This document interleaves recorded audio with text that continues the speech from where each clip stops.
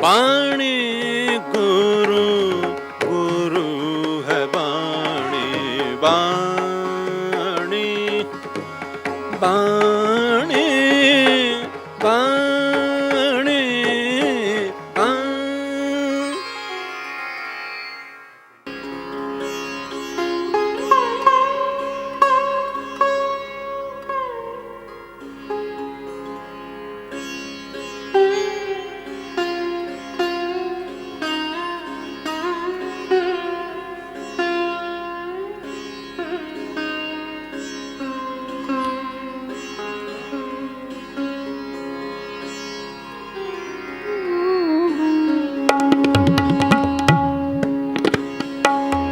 ऐसा दीवा बाल कोए, ऐसा दीवा बाल कोए, दीवा बाल कोए, दीवा बाल कोए,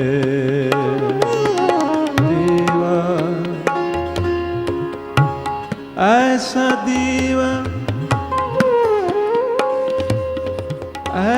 दीवा बाल कोए, ऐसा दीवा रे ग म प म ग रे म ग रे ग म प म ग रे म ग सरे नि सरे रे ग रे म प सरे नि सरे रे ग म प म सरे नि सरे म म प म ग म ग रे सा। ऐसा दीवा बाल कोए, ऐसा दीवा बाल कोए, दीवा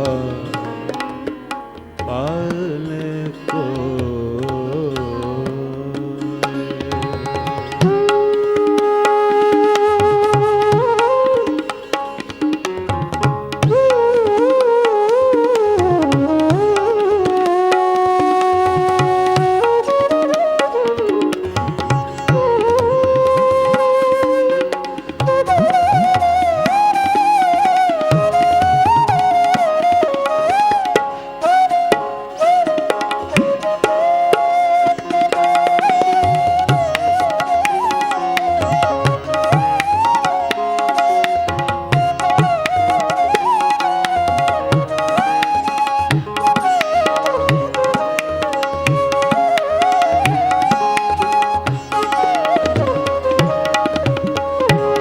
ऐसा दीवा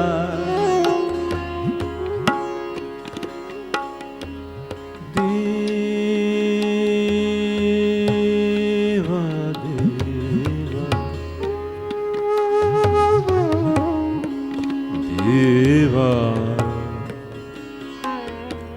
दीवा दीवा दीवा दीवा दीवा बाल कोए, ऐसा दीवा बाल कोए, ऐसा दीवा बाल कोए, दीवा बाल कोए।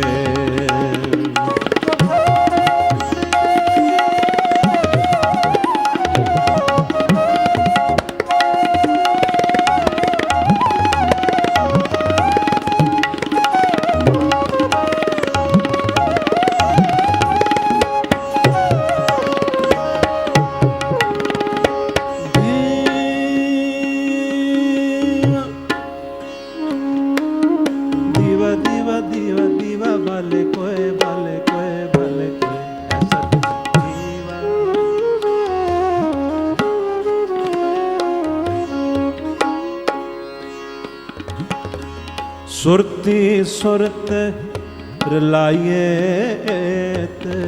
सुरती सुरत रलायेत।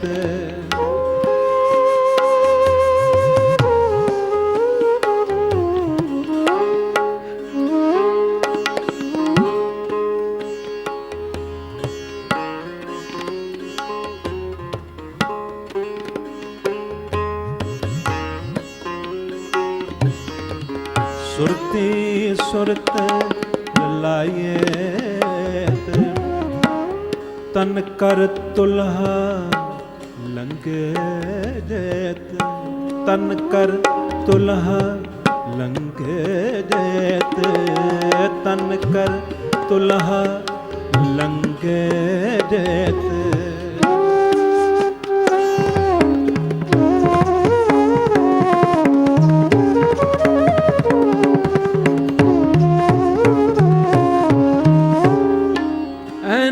दीवा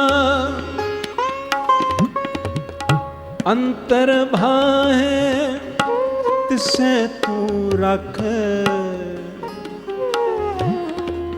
अंतर पाहे तिसे तू रख। ऐसा दीवा भले अथक, ऐसा दीवा बाल कोए। ऐसा दीवा बाल कोए, दीवा बाल कोए, दीवा बाल कोए।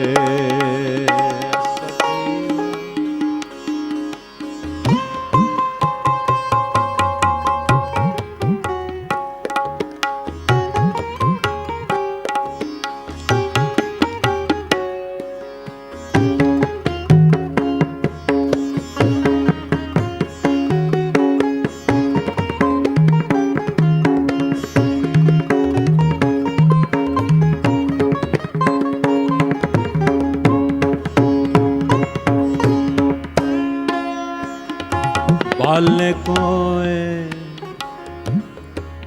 दीवा बाल कोए,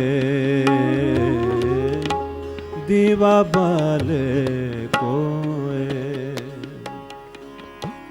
ऐसा दीवा बाले कोए।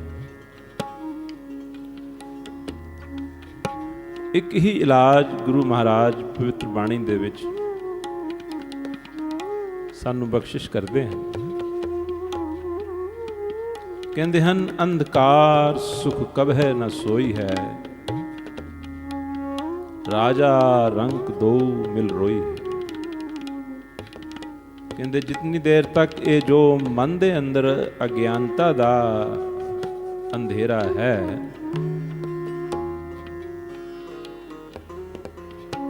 इसनू दूर नहीं करते, उतनी देर तक सुख की तो उम्मीद ही ना रखो, सुख की आस ही ना करो। चाहे कोई बादशाह है, चाहे कोई कंगाल है,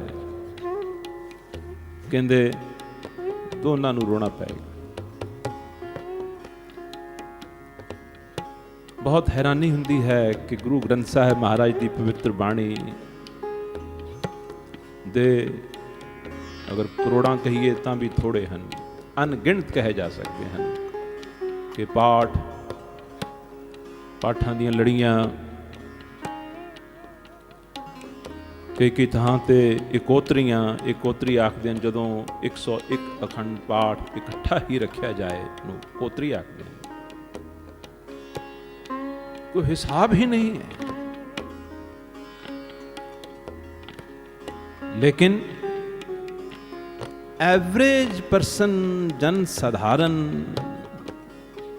आम गुरसिੱਖੀ मार्ग ते चलण वाले दी जो अंडरस्टैंडिंग दे विच ये लैसन, ये सबक, ये चैप्टर, ये ख्याल नहीं उतरे, नहीं समझ दे विच आए। गुरु जी कह की रहे हैं, गुरु जी फरमा की रहे हैं।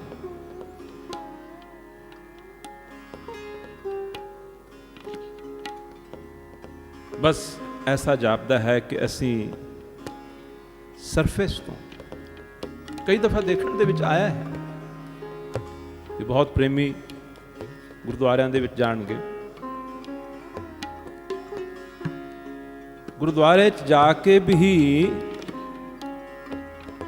ਗੁਰੂ ਗ੍ਰੰਥ ਸਾਹਿਬ ਦੇ इर्द गिर्द परिक्रमा करके भी, नमस्कार करके भी, वो जो असल तत्व वस्तु है, जो जूस है, वो है गुरु बाबा जी दे पवित्र उच्चारण किए हुए बचन और उन्हां बचनां दी समझ। उस तो फिर भी दूर रह जाते। कई सोचते हैं कि रुमाला चक्या तो खुद ਵਾਪਰੀਆਂ ਹੋਈਆਂ ਗੱਲਾਂ ਹਨ, ਇਸ ਕਰਕੇ ਕਹਿ ਰਹੇ ਹਾਂ। ਰੁਮਾਲਾ ਚੱਕਿਆ, ਚੱਕ ਕੇ ਰੱਖਤਾ, ਅਸੀਂ ਸੋਚਦੇ ਹਾਂ ਕਿ ਸਾਨੂੰ ਦਰਸ਼ਨ ਹੋ ਗਏ।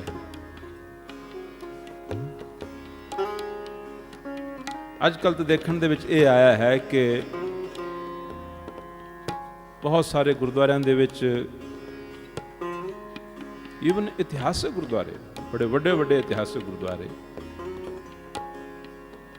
ਉਹਨਾਂ ਦੇ ਅਦਬ ਸਨਮਾਨ ਦੇ ਵਿੱਚ, ਇਸ ਕਰਕੇ ਮੈਂ ਉਹਨਾਂ ਦਾ ਜ਼ਿਕਰ ਨਹੀਂ ਕਰਨਾ ਚਾਹੁੰਦਾ, ਨਾਮ ਨਹੀਂ ਲੈਣਾ ਚਾਹੁੰਦਾ, ਲੇਕਿਨ ਸੁਣਨ ਵਾਲੇ ਸਮਝ ਜਾਣਗੇ ਕਿ ਉਹਨਾਂ ਪੂਜਨੀਕ ਮਹਾਨ ਜੋ ਸਾਡੇ ਗੜ੍ਹ ਹਨ, ਧਾਰਮਿਕ ਸਥਾਨ ਹਨ, ਸਟੇਜ ਤੇ ਕੀਰਤਨ ਹੋ ਰਿਹਾ ਹੁੰਦਾ ਹੈ ਔਰ ਸਾਰੀ ਹੀ ਸੰਗਤ ਆਪਣੋ ਆਪਣੇ ਗੁਟਕੇ ਖੋਲ ਕੇ ਬੈਠੀ ਹੁੰਦੀ ਹੈ। ਕੀਰਤਨ ਹੋ ਰਿਹਾ ਹੁੰਦਾ ਹੈ, ਕਥਾ ਹੋ ਰਹੀ ਹੁੰਦੀ ਹੈ ਔਰ ਆਪਣੇ ਆਪਣੇ ਗੁਟਕੇ ਖੋਲ ਕੇ ਕੋਈ ਪਾਠ ਕਰ ਰਿਹਾ ਹੈ, ਕੋਈ ਪਾਠ ਕਰ ਰਿਹਾ ਹੈ, ਕੋਈ ਪਾਠ ਕਰ ਰਿਹਾ ਹੈ। ਉਹ ਆਪਣੀ ਆਪਣੀ ਸੁਖਨਾ ਹੁੰਦੀ ਹੈ ਕਿ ਮੈਂ ਇਤਨੇ ਪਾਠ ਸੁਖਨੀ ਸਾਹਿਬ ਦੇ ਜਾ ਕੇ ਕਰਨੇ ਹਨ, ਇਤਨੇ ਚੌਪਈ ਦੇ ਕਰਨੇ ਹਨ, ਇਤਨੇ ਜਪਜੀ ਸਾਹਿਬ ਦੇ ਕਰਨੇ ਹਨ।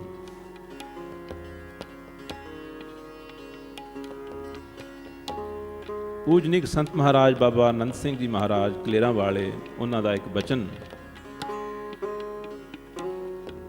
ਉਹ ਆਖਣ ਲੱਗੇ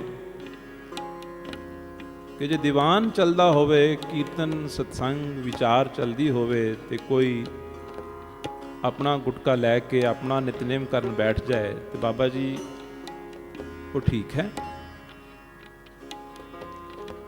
ਉਹ ਸਹੀ ਹੈ। ਸੰਤ ਮਹਾਰਾਜ ਧੰਨ ਧੰਨ ਬਾਬਾ ਆਨੰਦ ਸਿੰਘ ਜੀ ਮਹਾਰਾਜ ਆਖਣ ਲੱਗੇ, ਇਸ ਤਰ੍ਹਾਂ ਹੈ ਜਿਵੇਂ ਕੋਈ ਨਾਦਾਨ ਨਾ ਸਮਝ, ਉਧਰੋਂ ਮੋਲੇ ਧਾਰ ਬਾਰਿਸ਼ ਹੋ ਰਹੀ ਹੋਵੇ ਜੋ ਸਾਰੀ ਧਰਤੀ ਨੂੰ ਸਿੰਜ ਰਹੀ ਹੋਵੇ, ਤੇ ਇੱਕ ਨਾਦਾਨ ਆਪਣਾ ਨਾਲ ਹਲਟ ਵੀ ਜੋੜ ਕੇ ਬੈਠਾ ਹੋਵੇ, ਖੂਹ ਦੇ ਨਾਲ ਵੀ ਪਾਣੀ ਦੇਣ ਦੀ ਕੋਸ਼ਿਸ਼ ਕਰ ਰਿਹਾ ਹੋਵੇ। ਕਹਿੰਦੇ ਸਮਝੋ,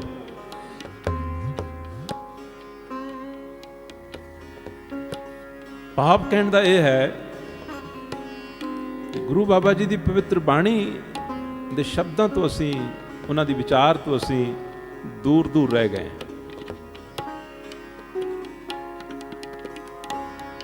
ਸਾਡੇ ਘਰਾਂ 'ਚ ਅਖੰਡ ਪਾਠ ਰੱਖੇ ਜਾਂਦੇ ਹਨ, ਲੇਕਿਨ ਫਿਰ ਵੀ ਅਸੀਂ ਬਾਣੀ ਤੋਂ ਦੂਰ ਰਹਿ ਜਾਂਦੇ ਹਾਂ। ਅਖੰਡ ਪਾਠ ਰੱਖਣਾ ਮਾੜਾ ਨਹੀਂ, ਲੇਕਿਨ ਕੀ ਉਹ ਸਿਰਫ ਪਾਠੀ ਦੇ ਪੜਨ ਨੂੰ ਹੀ ਰੱਖਿਆ ਜਾ ਰਿਹਾ ਹੈ?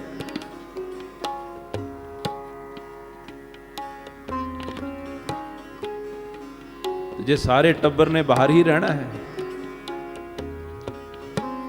ਆਇਆ ਗਿਆ ਪ੍ਰਾਹੁਣਿਆਂ ਦੀ ਚਾਹ ਆਦਿ ਦੀ ਸੇਵਾ ਦੇ ਵਿੱਚ ਹੀ ਰਹਿਣਾ ਹੈ, ਇਸ ਦਾ ਅਰਥ ਕਿ ਬਾਣੀ ਦਾ ਪ੍ਰਵਾਹ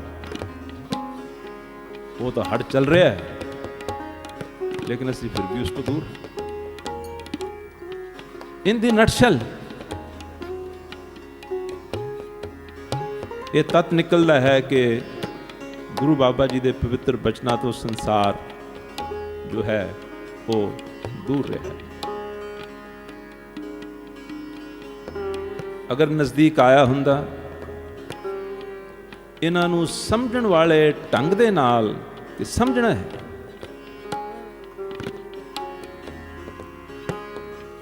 इन्हां अखरां में जो गुरमुख बूझे। इन्हां अक्षरां दे विच की आख्या है उन्होंने, उसनूं पकड़ना है, उसनूं समझना है।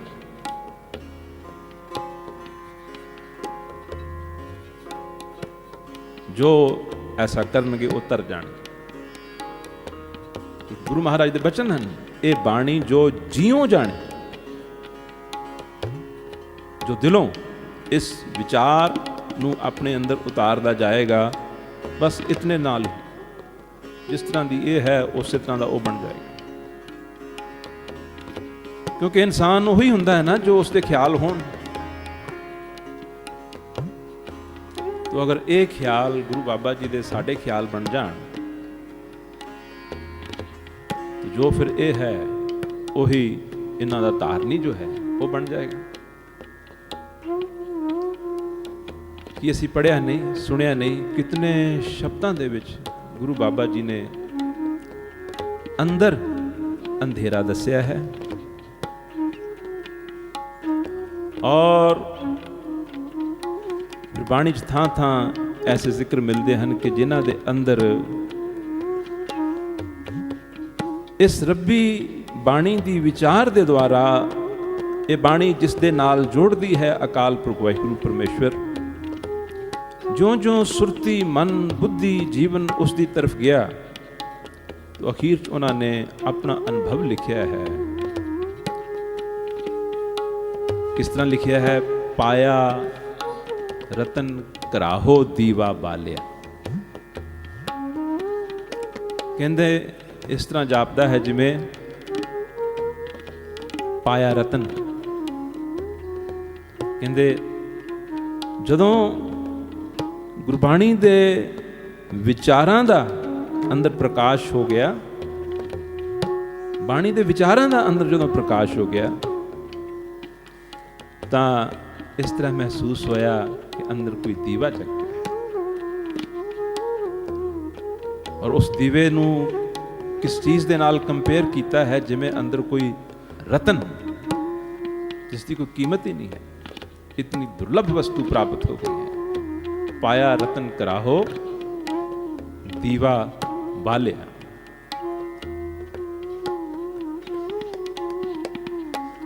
किते ये आख्या है गुरसाखी जोत जगाए दीवा बालिया। गुरु दी सिक्ख्या दे नाल, गुरु दे बचना दे नाल, पर वो भी जे दिलों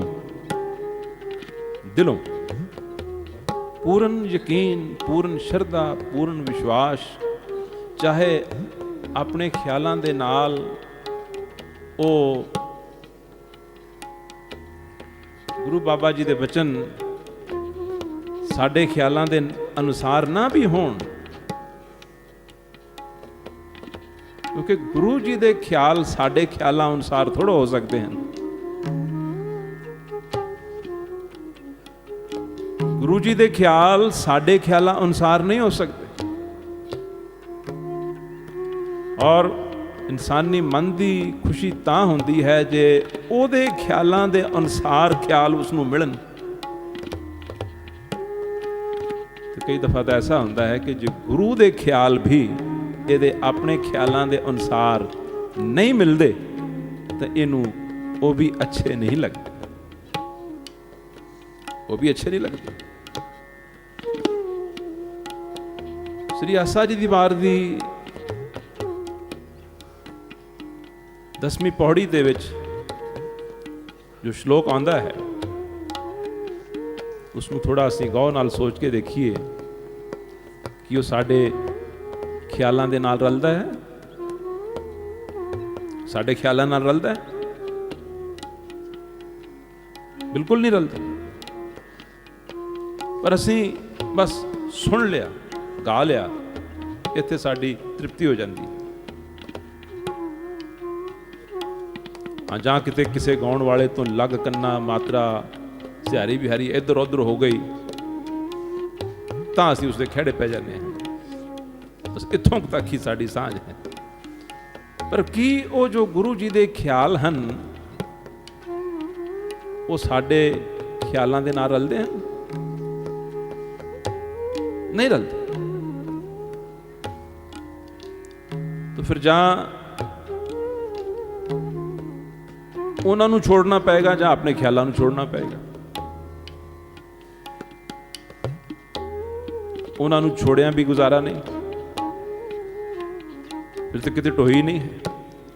ਉਹਨਾਂ ਖਿਆਲਾਂ ਨੇ ਬਦਲਣਾ ਨਹੀਂ ਹੈ, ਉਹ ਰੱਬੀ ਹਨ। ਫਿਰ ਇਸ ਨੂੰ ਆਪਣੇ ਹੀ ਬਦਲਨੇ ਪੈਣਗੇ। ਉਹ ਖਿਆਲ ਕੀ ਹਨ, ਬਚਨ ਕੀ ਹਨ? ਕਹਿੰਦੇ ਕੂੜ ਰਾਜਾ, ਕੂੜ ਪ੍ਰਜਾ, ਕੂੜ ਸਭ ਸੰਸਾਰ, ਕੂੜ ਮੰਡਪ, ਕੂੜ ਮਾੜੀ, ਕੂੜ ਬੈਸਣਹਾਰ, ਕੂੜ ਸੋਇਨਾ। ਹੁਣ ਸਾਨੂੰ ਚੰਗਾ ਲੱਗਦਾ ਇਹ ਗੱਲ ਸੁਣਨੀ, ਸਾਨੂੰ ਚੰਗੀ ਲੱਗਦੀ ਹੈ। ਉਹ ਕਹਿੰਦੇ ਤੇ ਫਜ਼ੂਲ ਹੈ ਸੋਇਨਾ। ਸੋਨਾ ਫਜ਼ੂਲ ਹੈ, ਇਹ ਨਾਸ਼ਵੰਤ ਹੈ। ਕੂੜ ਰੂਪਾ, ਚਾਂਦੀ, ਕੂੜ ਪਹਿਨਣਹਾਰ। ਪਹਿਨਣਹਾਰ ਵੀ ਕਹਿੰਦੇ ਫਿਰ ਕੂੜ ਹੀ ਹੈ, ਜਿਹਦੀ ਸੁਰਤੀ ਇਹਨਾਂ ਦੇ ਵਿੱਚ ਹੀ ਹੈ। ਹੁਣ ਅਸੀਂ ਦੇਖ ਲਈਏ ਕਿ ਸਾਡੀ ਸੁਰਤੀ ਦੇ ਵਿੱਚ ਇਹਨਾਂ ਚੀਜ਼ਾਂ ਦੀ ਕੀ ਥਾਂ ਹੈ। ਅਸੀਂ ਤਾਂ ਇਹ ਦੇਖਦੇ ਹਾਂ ਵਿਆਹਾਂ ਸ਼ਾਦੀਆਂ ਤੇ ਕਿੰਨਾ ਦਿੱਤਾ ਗਿਆ ਹੈ, ਕਿੰਨਾ ਨਹੀਂ ਦਿੱਤਾ ਗਿਆ। ਪਾਰਟੀਆਂ ਦੇ ਵਿੱਚ ਜਾਂਦੇ ਹਾਂ, ਗੈਦਰਿੰਗਸ ਦੇ ਵਿੱਚ ਜਾਂਦੇ ਹਾਂ, ਰਿਲੇਟਿਵਸ ਦੇ ਜਾਂਦੇ ਹਾਂ, ਉਦੋਂ ਇਹਨਾਂ ਚੀਜ਼ਾਂ ਨਾਲ ਹੀ ਤਾਂ ਅਸੀਂ ਇੰਪ੍ਰੈਸ ਕਰਦੇ ਹਾਂ। ਕਿਸੇ ਨੇ ਸੈੱਟ ਕਿਸ ਤਰ੍ਹਾਂ ਦਾ ਪਾਇਆ ਹੈ, ਕਿਸੇ ਨੇ ਗਹਿਣੇ ਕਿਸ ਤਰ੍ਹਾਂ ਦੇ ਪਾਏ ਹੈ, ਕਿਸੇ ਨੇ ਰਿੰਗ ਕਿਸ ਤਰ੍ਹਾਂ ਦੀ ਪਾਈ ਹੈ। ਲੇਕਿਨ ਗੁਰੂ ਜੀ ਦੇ ਖਿਆਲਾਂ ਅਨੁਸਾਰ ਤਾਂ ਇਹ ਕੂੜ ਹਨ।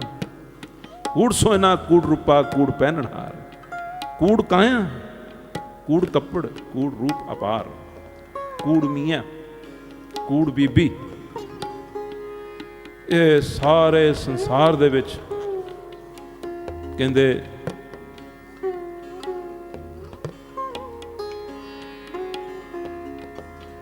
ਮੀਆਂ ਔਰ ਬੀਬੀ,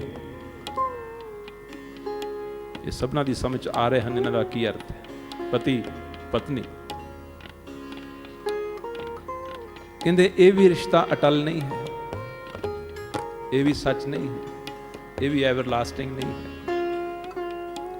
ਔਰ ਵੱਡੇ ਭਾਗ ਹੋਣ ਤਾਂ ਦੋਨੇ ਗੁਰੂ ਗ੍ਰੰਥ ਸਾਹਿਬ ਦੇ ਖਿਆਲਾਂ ਨੂੰ ਧਾਰ ਕੇ ਆਪਣੇ ਖਿਆਲਾਂ ਨੂੰ ਤਿਆਗਦੇ ਹਨ। ਤੇ ਸਾਰੀ ਜ਼ਿੰਦਗੀ ਦੋਨਾਂ ਦੇ ਖਿਆਲ ਅਲੱਗ-ਅਲੱਗ, ਦੋਨਾਂ ਦੇ ਸੁਭਾਅ ਅਲੱਗ-ਅਲੱਗ, ਜਿਸ ਕਰਕੇ ਸਾਰੀ ਜ਼ਿੰਦਗੀ ਗੁਰੂ ਬਾਬਾ ਜੀ ਕਹਿੰਦੇ ਹਨ ਖੱਪ ਖੱਪ ਕੇ ਖਾਰ ਹੋ ਜਾਂਦੇ। ਔਰ ਇਹ ਘਰ ਦੀ ਕਹਾਣੀ। ਕੂੜ ਮੀਆਂ ਕੂੜ ਬੀਬੀ ਖੱਪ ਹੋਏ ਖਾਰ, ਕੂੜ ਕੂੜੇ ਨਿਉ ਲੱਗਾ ਵਿਸਰਿਆ ਕਰਤਾਰ, ਕਿਸ ਨਾਲ ਕੀਤੇ ਦੋਸਤੀ ਸਭ ਜਗ ਚੱਲਣਹਾਰ, ਕੂੜ ਮਿੱਠਾ ਕੂੜ ਮਾਖਿਓ, ਕੂੜ ਡੋਬੇ ਪੂਰ। ਔਰ ਜਿਨ੍ਹਾਂ ਤਮਾਮ ਚੀਜ਼ਾਂ ਨੂੰ ਗੁਰੂ ਜੀ ਨੇ ਕੂੜ ਆਖਿਆ ਹੈ, ਕਹਿੰਦੇ ਉਹੀ ਸਾਨੂੰ ਸ਼ਹਿਦ ਵਾਂਗੂ ਮਿੱਠੀਆਂ ਲੱਗਦੀਆਂ ਹਨ ਜਾਂ ਨਹੀਂ ਲੱਗਦੀਆਂ? ਉਹੀ ਸਾਨੂੰ ਮਿੱਠੀਆਂ ਲੱਗਦੀਆਂ। ਤਾਂ ਸਪਸ਼ਟ ਹੈ ਕਿ ਗੁਰੂ ਬਾਬਾ ਜੀ ਦੇ ਖਿਆਲ ਕੁਝ ਹੋਰ ਹਨ, ਸਾਡੇ ਖਿਆਲ ਕੁਝ ਹੋਰ ਹਨ। ਔਰ ਸਾਡੇ ਜੋ ਖਿਆਲ ਹਨ ਇਹਨਾਂ ਨੂੰ ਹੀ ਅੰਧੇਰਾ ਆਖਿਆ ਜਾਂਦਾ ਹੈ। ਸਾਡੇ ਖਿਆਲ ਯਾਨੀ ਅੰਧੇਰਾ ਹੀ ਅੰਧੇਰਾ। ਗੁਰੂ ਜੀ ਦੇ ਖਿਆਲ ਪ੍ਰਕਾਸ਼ ਹੀ ਪ੍ਰਕਾਸ਼। ਗੁਰੂ ਮਹਾਰਾਜ ਜੀ ਆਖਦੇ ਨੇ ਗੱਲ ਹੋਰ ਹੈ, ਜਿਸ ਨੇ ਇਹਨਾਂ ਖਿਆਲਾਂ ਨੂੰ ਧਾਰਨ ਕਰਨਾ ਸ਼ੁਰੂ ਕਰ ਦਿੱਤਾ, ਜਿਸ ਨੇ ਵੀ ਫੁੱਲ ਹਾਰਟਡਲੀ ਇਹਨਾਂ ਖਿਆਲਾਂ ਨੂੰ ਧਾਰਨ ਕਰਨਾ ਸ਼ੁਰੂ ਕਰ ਦਿੱਤਾ, ਉਸ ਦੀ ਡਿਵੈਲਪਮੈਂਟ ਹੋਣੀ ਸ਼ੁਰੂ ਹੋ ਜਾਣੀ ਹੈ, ਉਸ ਦੀ ਅਵਸਥਾ ਬਦਲਣੀ ਸ਼ੁਰੂ ਹੋ ਜਾਣੀ ਹੈ। ਔਰ ਫੌਰਨ ਉਸ ਦੀ ਅਵਸਥਾ ਜਦੋਂ ਦੂਸਰਿਆਂ ਨਾਲੋਂ ਅਲੱਗ ਹੋਣੀ ਸ਼ੁਰੂ ਹੋਈ ਡਿਵੈਲਪਮੈਂਟ ਦੇ ਕਾਰਨ, ਦੂਸਰਿਆਂ ਨੇ ਐਜੀਟੇਟਡ ਹੋਣੇ ਸ਼ੁਰੂ ਹੋ ਜਾਣਾ ਹੈ। ਪਰੰਤੂ ਗੁਰੂ ਬਾਬਾ ਜੀ ਆਖਦੇ ਹਨ ਕਿ ਉਹ ਸ਼ਖਸ ਜਿਸ ਦੇ ਅੰਦਰ ਇਹ ਵਿਚਾਰ ਉਤਰਨੇ ਸ਼ੁਰੂ ਹੋ ਗਏ, ਉਸ ਦੀ ਆਤਮਿਕ ਅਵਸਥਾ ਵੀ ਬਦਲਣੀ ਸ਼ੁਰੂ ਹੋ ਜਾਣੀ ਹੈ, ਔਰ ਉਹ ਫਿਰ ਦੂਸਰਿਆਂ ਦੇ ਵਿੱਚ ਰਲਾਇਆ ਰਲ ਨਹੀਂ ਸਕਦਾ। ਸੋ ਜਨ ਰਲਾਇਆ ਨਾ ਰਲੇ, ਜਿਸ ਅੰਤਰ ਵਿਵੇਕ ਵਿਚਾਰ। ਇਹ ਰੱਬੀ ਵਿਚਾਰ ਹੈ, ਇਸੇ ਨੂੰ ਹੀ ਵਿਵੇਕ ਵਿਚਾਰ ਰੱਖਦੇ ਹਨ। ਜਿਸ ਦੇ ਅੰਦਰ ਇਹ ਵਸਣੀ ਸ਼ੁਰੂ ਹੋ ਗਈ, ਉਤਰਨੀ ਸ਼ੁਰੂ ਹੋ ਗਈ, ਗੁਰੂ ਜੀ ਕਹਿੰਦੇ ਹਨ ਉਹਨੂੰ ਜੇ ਆਖੋ ਨਾ ਕਿ ਤੂੰ ਸੰਸਾਰ ਦੀ ਤਰ੍ਹਾਂ ਚੱਲ, ਸਾਰਾ ਸੰਸਾਰ ਜਿਵੇਂ ਚੱਲਦਾ ਹੈ ਤੂੰ ਵੀ ਇਸ ਤਰ੍ਹਾਂ ਚੱਲ। ਕਿ ਸਾਰਾ ਸੰਸਾਰ ਹੀ ਗਲਤ, ਅਸੀਂ ਸਾਰੇ ਹੀ ਗਲਤ ਹਾਂ। ਗੁਰੂ ਸਾਹਿਬ ਨੇ ਇਹ ਆਖਿਆ ਹੈ।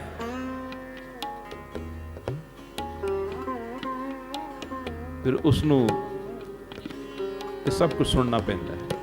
ਪਰੰਤੂ ਗੁਰੂ ਜੀ ਕਹਿੰਦੇ ਹਨ ਉਹ ਦੁਨੀਆ ਦੇ ਨਾਲ ਰਲਾਇਆ ਨਹੀਂ ਜਾ ਸਕਦਾ। ਇਹ ਕਸਵੱਟੀ ਹੈ। ਕਿਉਂਕਿ ਦੁਨੀਆ ਕੀ ਹੈ? ਗੁਰੂ ਜੀ ਕਹਿੰਦੇ ਹਨ ਅੰਧੀ ਰਈਅਤ, ਇਹ ਅੰਧੀ ਹੈ, ਦੁਨੀਆ ਅੰਧੀ ਹੈ। ਪਰ ਜੋ ਇਸ ਪ੍ਰਕਾਸ਼ ਨੂੰ ਆਪਣੇ ਅੰਦਰ ਧਾਰਨ ਕਰਨ ਲੱਗ ਪਿਆ, ਉਸ ਦੇ ਅੰਦਰ ਦੀਵਾ ਬਲਣਾ ਸ਼ੁਰੂ ਹੋ ਜਾਏਗਾ। ਇੱਕ ਪਾਸੇ ਅੰਧੇ, ਇੱਕ ਪਾਸੇ ਜਿਸ ਦੇ ਅੰਦਰ ਇੱਕ ਰੱਬੀ ਵਿਚਾਰ ਦਾ, ਗਿਆਨ ਦਾ ਚਿਰਾਗ ਜਲ ਰਿਹਾ ਹੈ, ਉਹ ਦੋਨੇ ਇੱਕੋ ਜਿਹਾ ਕਿਵੇਂ ਹੋ ਸਕਦੇ ਹਨ? ਇਸ ਵਿਚਾਰ ਨੂੰ ਅਗਲੇ ਐਪੀਸੋਡ 'ਚ ਇੱਥੋਂ ਕੰਟੀਨਿਊ ਕਰਾਂਗੇ। ਪ੍ਰੇਮ ਨਾਲ ਸੁਣੋ। ਐਸਾ ਦੀਵਾ ਬਾਲ ਕੋਏ, ਐਸਾ ਦੀਵਾ ਬਾਲ ਕੋਏ, ਦੀਵਾ ਬਾਲ ਕੋਏ, ਦੀਵਾ ਬਾਲ